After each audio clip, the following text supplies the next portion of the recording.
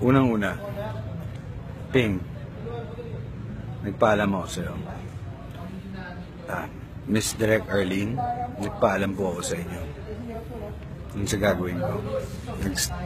May sinabi po akong statement, hindi nyo binasa, hindi nyo alam kung anong pinagagawa nyo. Pangalawa, wala tayong kontrata, pero ang pinagagawa nyo sa akin, manakit o manampal at sinampal din po ako. So akala ko, yun po yung game plan ninyo. Ako po'y, sige, okay lang, tanggalin ako sa industriya. Okay lang, walang problema. Yung akin lang, yung katotohanan, may labas, may behind the scenes, bago pa man mag-shoot. At nagpaalam ako sa inyo 3 times or more. Pagkatapos ng eksena, nilapitan ko kaagad si Ping at sinabi ko, I'm so sorry. So ano po itong ginagawa nyo sa akin ngayon? Pinapakita nyo masama akong tao? Pinapakita nyo akong hindi ako tunay o may isang salita. Actually, may isang salita eh. Kayo ang walang isang salita. Unang-una, kapag gumawa ng pelikula, dapat may legalities yan. Dapat may sinasign po tayo na agreement form o kung ano man tawag dyan. Actually, ibig sabihin lang nun, dapat merong kontrata. Tapos ngayon, sinisira nyo ang buong pagkatao ko. Ping, pare, kung hindi mo kaya yon, then if you can't take the heat, get the hell out of the kitchen. Tapos, pinakyusayin mo pa ako, pare, mali. Ano ba talagang agenda nyo, men? Kasi ako, pare, tunay akong tao. May puso, may pagmamahal. At hindi ako gago at ignorante. Alam nyo yan lahat. Kaya nga kinuha nyo ako eh. May respeto ako sa bawat lahat. Kung gusto nyo, ilabas nyo yung lahat ng video.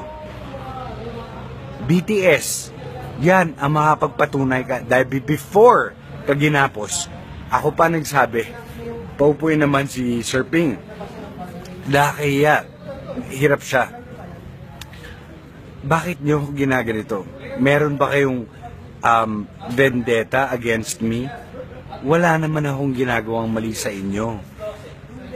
And this is freaking live right now, ha? Anong oras ngayon? 11:45. Bakit nyo ginagawa sa akin to? May ginawa ba ako? Ito, kapit tayo. Tapos sinasabi nila, even like Liza, Danya, or whoever, they all think that I'm bastos actor. Eh, hindi nila alam na si Direk mismo magbubulong para magulat, saktan mo ng konti. Tapos ikaw, sige, naihian kita. Pero nagpaalam ako 3 times kahit sa'yo. Nakarecord yan sa behind the scenes. Kung meron, pwera lang kung binura nyo. Pwera lang kung binura nyo. Pero wala akong binastos, man. Idol nga kita. Sinabi ko sa iyo yan. Pero kung gusto nyo akong sirain, mawala sa industriya, ayos lang din. Pero, tanga lang.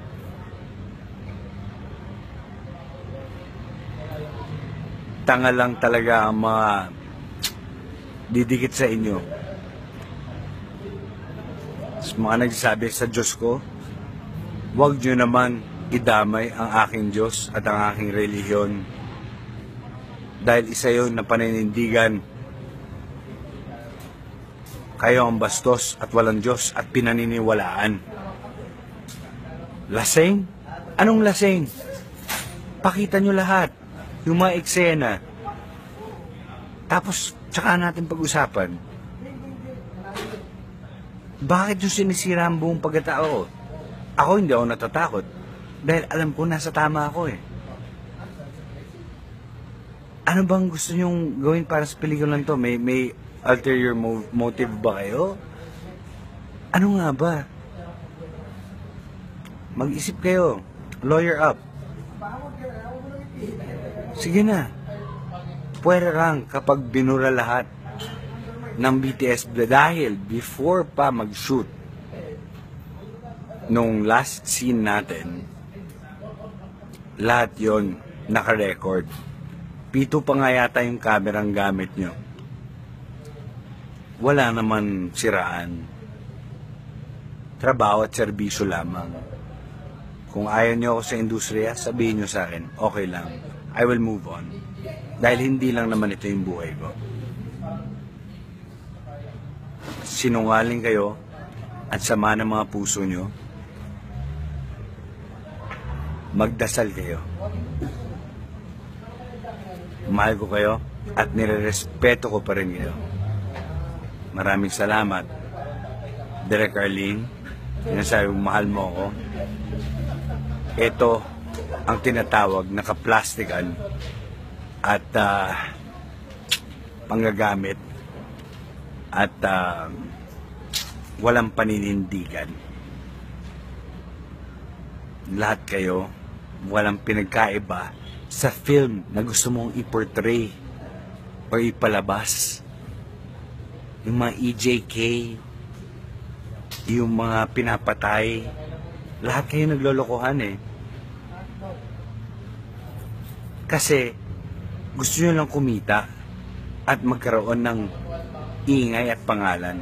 Pero wag nyo sanang gamitin ang pangalan ko. Lalaban ako. Magkita-kita tayo kung saan. Totoo to. Sige. Salamat.